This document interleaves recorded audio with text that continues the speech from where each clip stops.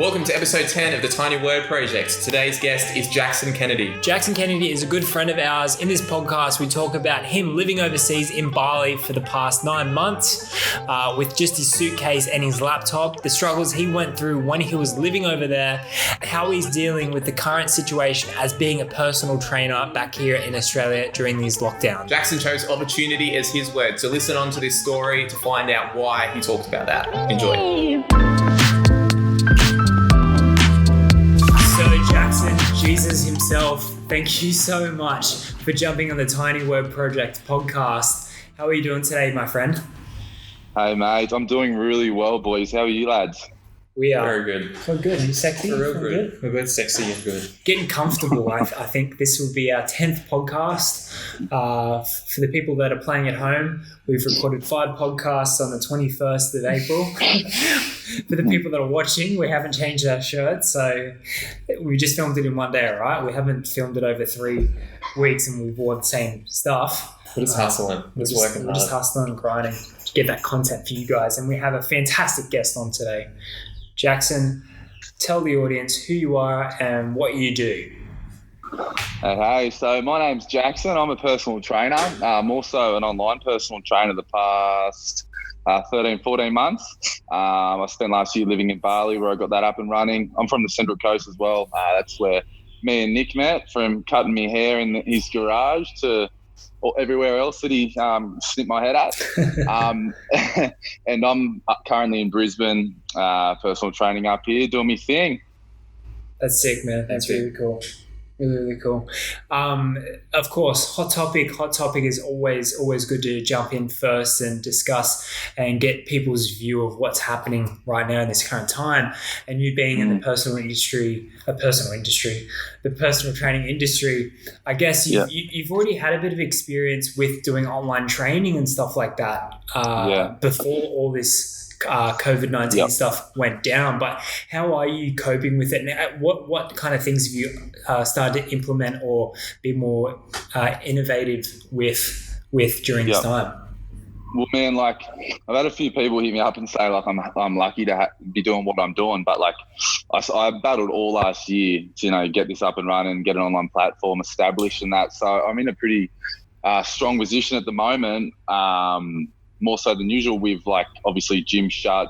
It's quite hard to, train your clients face to face these days given the circumstances. Yeah. But having the online platform and had it up and running for the best part of 13, 14 months, like hasn't really deterred me too much. Like I was PTing up here at a gym as well. So obviously that shut down momentarily, but I've just gone back to full-time online, which essentially I was doing all last year anyway. So it feels like I'm living in Bali doing what I was doing in Bali, minus being in Bali.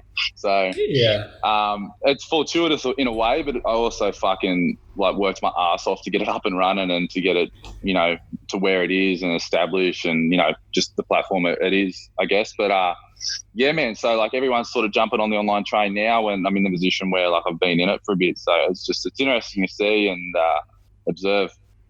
Yeah, 100%. So how did you, I'll just quickly ask, how do you run the online thing? Do you have your own website or is it done through like a social media platform or how does that all work? Yeah, cool, man. So it's ran through like my app and everything like that. So all the training programs are ran through that. It's heaps of features in that which make it a really smooth, like an enjoyable like process for the client, which I didn't want anyone fucking around, pressing buttons, carrying out paperwork, anything like that. You know what I mean? So it's all ran through the app, through your smartphone. All the programs in that, and obviously there's a lot of PR stuff which is done with me and them, like communicating, like calls like this, audio calls, messages every day, all that stuff to give it as much personal interaction as like the online realm can be, I guess. So that's sort of how I deliver it. Yeah, sweet. Have you noticed a influx in the amount of people that have been using it and that sort of thing? Yeah, man, massively. Like it's now like such a small niche, you could say, because like fucking everything's closed off. So yeah, I definitely noticed an influx, which has been good and everything like that. It's made me busier than I intended to be online at the moment because, as I said, I was juggling the face-to-face stuff. But yeah, man, it's been good. It's been positive in that, and it's good to see people wanting to still stay at it while they can't go to the luxurious gym, eh? Yeah, exactly. Definitely. And we've had a couple of discussions with different PTs or not just PTs, but people in the fitness industry on the podcast and also off the podcast, and how they're innovating and stuff like that. And it's really good to see people that are helping their clients through this time by adding goals and adding like little challenges, or adding just those little things to keep those clients engaged, not just with your content or with who you like what you're doing, but just to keep them pushing forward and motivated as well, which is cool. Totally, man. There's heaps of innovation at the moment. It's sick, and I've got a lot of respect for the PTs out there, having a dig and having a hustle and be like innovative towards what they usually wouldn't do. Like, it's hard work, man. So credit to everyone out there getting it. Yeah, for sure, and even to yourself, man. As we started this podcast off with a few personal friends of ours and of the shop, and myself as well. It's just really, really cool, and really, really honored, grateful to have a connection, a friendship with someone like yourself, someone that's so inspiring, that you actually have inspired us to develop this brand, or just any kind of brand in my life. So I really take my hat off to you, and you inspire other people, and I'm sure people can get a lot of value from you as well. So if anyone hasn't checked out, I don't think we've said your business name. So Balanced Life Academy is the online platform if you want to give it a glimpse. But cheers to that, mate. I appreciate that. It's flattering. Like, we've got heaps of history, haven't we? I remember coming around to your garage to get a haircut. Oh, bro. And me and you just talking about, like, me and you, man, just like back in the day, talking about like dreams and what we want to do, ideas, creations. Yeah. We're both at the time, like, I had my clothing brand at the time, and you were dabbling in that area too. And they were sick, man, throwing all those ideas at each other. Like, I always went home, not just with a fucking fresh fade, but the freshest, bro. Come on, let's go. Heaps of fire in the belly and inspired, man. So thank you right back at ya. Yeah, and I guess I'm sorry to take a little bit of a reins here with Jacob, and shut up, Jacob. Sit down. Sit down. Let me chat. No, but for the people that are listening at home, people that are watching, this is evidence of why you should inspire. This is evidence of why you should surround yourself with like-minded people and inspiration. As you were saying, that little story of when we were back in the garage days of me cutting hair in the garage and dabbling a little bit here and there, and you going like, I don't know, like, I'm thinking about moving to Bali and doing this and doing that, and us going like, fuck it, let's go, let's you know what, I was literally about to just jump on that, because I remember when we used to work up at Aaron Heights, when Jackson came in for the first time and he was telling you that he was going to move to Bali, I remember overhearing that conversation, and it was really cool to hear like that you're both stoked. Like, it was such a cool that's awesome. Yeah, it was cool to hear that, and like, obviously we're both heaps stoked on that sort of thing. So if you want to just jump into that real quick and just sort of chat about why you decided to make that move over there and what you were doing over there and that sort of thing, because that sounds really interesting. Yeah, of course, mate. So, like, I was running my face-to-face PT business on the coast at one of the gyms there, Fitness First, and I was sick in that, but like, I wouldn't say it was just too easy, but it was just very comfortable, and I just wanted to do something more, you know what I mean? And I was seeing a few, like, only a handful of people, but I could see them like getting into the online stuff and living abroad and working, and working from a laptop essentially. And so I put it into gear for about like 6 or 9 months. I went to Bali before I did it and just sussed it all out to be like, could I work here? Could I live here? And then I got back from that trip and I just put everything into gear, notified them that I was going, sold everything that I owned, moved out of the place I was at Terrigal, good old spot that. And just transitioned the business as much as I could, and flipped that. But like, and then I moved in early March last year. So packed up everything into my life into a suitcase, and moved to Bali and just went at it, and worked online. It was a massive fucking, like, it was so much harder than I anticipated. Like, honestly, didn't make, like, not that it's about money. Honestly, I've never PT'd for that reason, but like, I didn't make any financial reward for like 6 to 9 months, you know what I mean? So it was a massive grind at the start and a massive sacrifice, but I'm so glad I did that. I'm honestly so glad I did that, because it's just sort of shaped where I'm at now. And just the way I think and where, in terms of where I want to go in progression-wise. Any key things that you kind of developed from going through that, going to Bali, and yeah, man. Anything you can kind of pinpoint down to, how your mindset's changed, where you've gotten, where you are now? Yeah, sure, man. So you learn a lot about yourself when it's just you, your suitcase, and a laptop on the road. You know what I mean? And it's all on you. So, I tell you what, like Bali is there's so many fucking distractions there. Yeah. So like heaps of people go there, man. Heaps of people come there doing online stuff, whatever. Especially for a handsome rooster like you. Hey, stop it. sorry, distraction. Let's kick up. You're right. So these people come, man, and a lot of people tap early because it's hard to get a functional online business where you can like live off on that. It took me ages to get in the green. And I remember getting there, man, and I was like a sponge. I just wanted to talk to everyone who was like doing their thing online, and you hear some bad advice. I remember I was in a group of lads like doing online PT and shit, and I reckon they tapped out about a month later.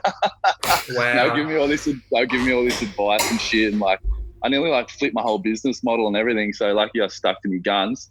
Yeah. But it's a cool place to work, man. I obviously went there because from a financial standpoint, it's not the most expensive place to live.